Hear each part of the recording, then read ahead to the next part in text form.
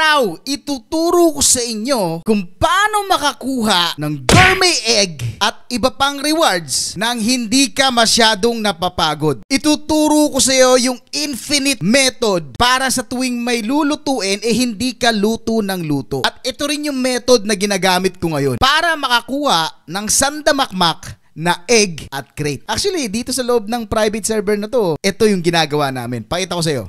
Ayan o, diba? Nakita mo? Ang dami kong egg o. Ayan o, hatch na nga yan o. O, diba? Kasi ang dami kong crate. At hindi lang yan ha. Itong method na to, para doon sa mga katulad ko na walang bone blossom. Alam ko, isa rin kayo. Ako, 2 araw halos, no, na hinanap ko ang pinaka-perfect na pagkain para sa akin. Para mas malaki ang reward na ibigay sa akin. So, wag na natin patagalin pa. Simulan na natin to and let's go!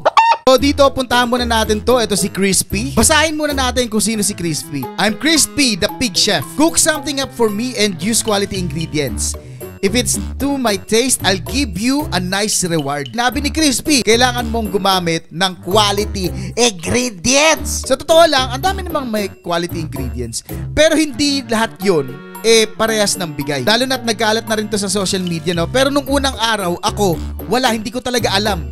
Nung Sabado, hindi ko alam kung ano yung recipe na kailangan kong gawin. Aksidente kong natuklasan yung ingredient na kailangan ko. Aksidente lang dahil sa sobrang bad trip ko na. So, ito yung video, no? Ang ginawa ko is binunot ko yung ginawa nating napakalaking trunkle bloom at ipinakain ko kay Crispy. Yun lang naman. At doon ko natuklasan na itong tranquil pala ang makakatulong sa akin. Isipin nyo yun, sa hindi sinasadyang pagkakataon, di ba? Pero wag kayo mag-alala kasi yung tranquil bloom na nagawa ko, nakagawa pa ako nun. Mas malaki pa. Pakita ko sa inyo.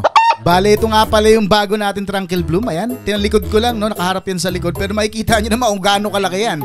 Ayun yung base price niya, 25 million, no? Kahit sobrang laki na ng tranquil bloom, ang mura pa rin, no? Ayop na yan. Pero maganda siya tingnan. Maganda lang siya pang flex. Pero sa presyo, mura pa rin. Pero hayaan ko na siya dyan kasi sobrang laki talaga oh. Makikita nyo naman.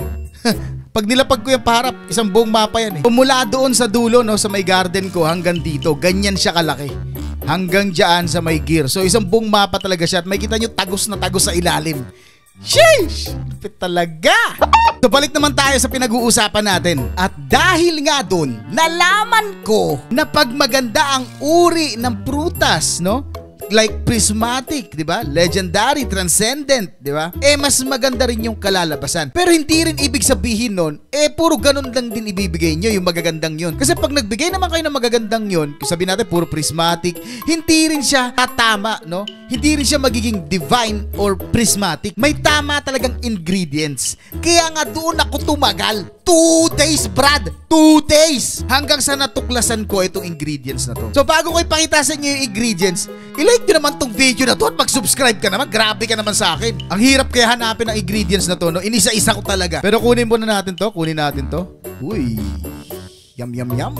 At ang ingredients na ginagamit ko ngayon ay ito. Boom. Ayan. Nakikita nyo sa screen nyo, no? Ito ito. Ayan. Sa salad. 3 lang to 3 ingredients lang to. Para lang to sa mayroong tranquil bloom. Pero teka lang sagutin muna natin to. Bakit ba perfect ang tranquil bloom dito sa mga ingredient na to? O dito sa ingredients na ginawa ko? Dahil yan sa isang bagay. At ang bagay na yun ay ang sobrang paglaki ng tranquil bloom. Alam naman natin na itong tranquil bloom na to, no, na kahit na hindi mo lagyan ng mga sprinkler, lumalaki talaga siya. Kaya sobrang perfect niya dito. Sobrang perfect niyang ipakain kay Crispy. Kasi di ba mas malaki, mas maraming reward? Alam niyo ba yon na mas malaki, mas maraming reward? Kung hindi niyo pa alam, pakita ko muna sa inyo.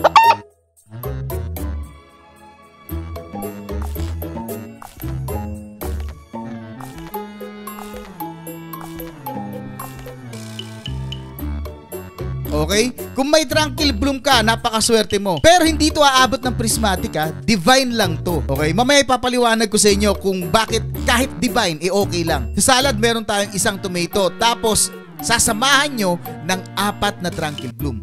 So, ang kalalabasan nun is divine.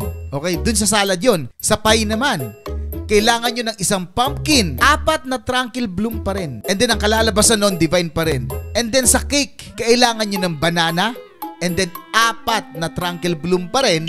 At ang kalalabasan nun, divine. So yung tatlong ingredients na to, ito lang ang ginagamit ko. Ngayon, pag-usapan naman natin, bakit kahit divine lang, no? Bakit kahit divine lang, okay lang. Kung tatanungin nyo naman ako, Mouse, makakakuha pa rin ba ako ng mga reward ng prismatic kahit divine lang ilaglag ko? Ang sagot doon ay oo. Makakakuha ka pa rin. At kahit na prismatic pa yung gawin mo, minsan binibigyan ka pa rin ng mga common at uncommon na reward. Kasi nga, hindi naman porke sinabi na prismatic yung ibinigay mo, prismatic lahat ng ibibigay sa'yo. Siyempre may percentage pa rin yun. May percentage pa rin yung mga bagay para ibigay sa'yo. Huwag kang mag-alala. Ako nga, nakuha ko na halos lahat ng nandun sa prismatic, no? Nakuha ko na halos lahat. Ang wala na lang ako yung nasa dulo, yung pancake something. Pero yung mga shard, mga itlog, mga crate, nakuha ko na halos. Ngayon, dumako naman tayo sa isa ring napaka-importanting bagay, no? Kung saan, hindi na kayo mahihirapan at mas mapapadali ang buhay nyo. Pero bago yan, tingnan muna natin yung ginawa ko sa mutation, no? Baka mamaya maganda yung makuha ko eh. Wait lang. Tingnan muna natin. Ang ganda talaga ng queen bee ko. Ganda-ganda mo. Let's go. Uy, kulit dilaw. Uy, shock, yes! Woy! May shock na naman ako. Takte, ang ganda talaga. Oh my God. Ngayon, ituturo ko na sa inyo, ano ba yung sekreto ko? O bakit hindi ako nahihirapan? Bakit parang wala lang akong pake? Siyempre, yung mga pet dyan, no? Nakita naman natin na yung iba OP. Lalo na yung french fries ferret. Halimaw yun. Guys. Kaya ako gusto ko rin makuha yun eh. Kaya ngayong araw, para makuha natin lahat yun, ituturo ko na sa inyo, okay? Pinaka-method na ginagamit ko ngayon, guys, tinatawag kong the single recipe method. Ano ba yung single recipe method? Kumbaga, isang recipe lang ang gagamitin nyo. Okay? Nang paulit-ulit. Pakita ko sa inyo. So, ito yung inventory natin. Ito. Nagbigay na kasi ako kanina eh. So, marami na ako nabigay. Ayan. Ayan. Ito, meron pa ako dito. Meron ako nagawa na 1, 2, 3, 4, 5, 6. Ano ba yan? Pakita natin. Ang binubuo ko ay itong, ayan, itong cake. Yan ang binubuo ko. Yan lang, puro yan lang. Ayan oh, puro cake, di ba? Maliit man o malaki, huwag kayong mag-alala. Huwag kayong maniwala sa iba na sinasabi na pag malaki mas maganda. Hindi. Hindi, totoo naman na pag mas malaki, maganda talaga. Pero dagdagan pa natin yung method na yon. Mas malaki, mas maganda, and mas marami. Paano ba yung mas marami? Ito na nga. Kailangan isa lang na recipe ang gawin nyo ng paulit-ulit. Katulad ko, ang akin ay cake. So hanggat hindi hinahanap nito ni Crispy, pizza ang hinahanap niya ngayon. Hanggat hindi niya hinahanap ang cake, hindi ko muna ibibigay.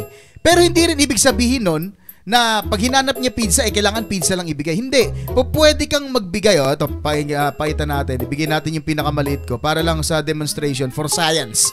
For science. Ito, tingnan natin. Talk. Ayan. And then, i-cook natin. Ay, bigay natin sa kanya. Okay. Tingnan natin reward. Bang! Mutation, honey glaze. Boom! Gourmet seed pack. Corn reward. Watering can. Diba? Nakita mo yun? Yun lang yung reward na binigay niya. Kasi hindi naman niya hinahanap diba? Pizza. Kasi pagka hinanap niya at binigay mo, mas maganda yung reward nun. Ang kadalasan na nakuha ko talaga, maraming egg. Kung makikita nyo rito, ilan na ba yung egg ko ng gourmet? Ayan, meron pa akong 15, no? May 15 pa ako. So, balik tayo dito. Yun lang ang kailangan nyong gawin, guys. Maghanap kayo ng recipe na gusto nyo at gawin nyo lang siya paulit-ulit. At antayin nyong lumabas yung pagkain na yun pag hinanap na ni Crispy. Okay? Saka nyo isubsob sa bibig niya ng paulit-ulit. Magugulat kayo. Tanggal lahat ng stress nyo. So, ganun ang gawin nyo. Ayan, kung makikita nyo, diba? Ayan, diba? Ang dami kong crates, diba? And then, dami kong egg. Ito, buksan muna natin to. Buksan natin to for the, for science. Buksan natin. First egg. Pag nakakuha tayong french fry ferret dito, nako. Swerte natin. Wait lang Ano yan? Teka nga.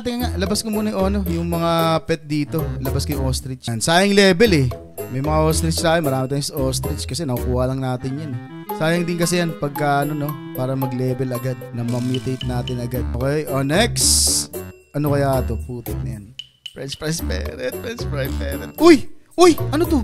Level 60? Ano to? Okay. Nakakuha tayo. Tsaka medyo malaki Medyo malaki, okay. Next. Mamaya, sa ako nababasahin. Ay, putik limit na yung inventory ko. Ayan. French fries ferret mo naman! Next. Ito na. Umaalog-alog na. Ano kaya to? Putik na yun. Ah! Putik bunny. 49. Isa na lang, no? Magle-level na. Sige, mamaya na. Tingnan natin. Next natin. Next. French fry ferret. Ay, putik na yan. Level 24. Tatapon lang yan. French fry ferret. Oh! Bear na naman. Ano kaya yung bear na yan, no? To, last. Ferret. Boy! Shit! Oh my God! French fry ferret! Shit! Oh my God! Oh, what? Oh, shit! Shit! Oh my God! Kagabi ko patay na atay. Kagabi ko pa. Oh my God. Ang swerte naman. Putik bang. French fry ferret. Oh my God. Jeez, ang swerte ng video natin ngayong araw, guys. Oh my God. So ayun guys, no? Ang tingin ko hanggang dito na lang tong video na to. And naswertehan pa natin. Ang lupit. Ang ganda. So, kung nagustuhan nyo itong video na to, huwag nyo kalimutan mag-like, share, and subscribe. Peace!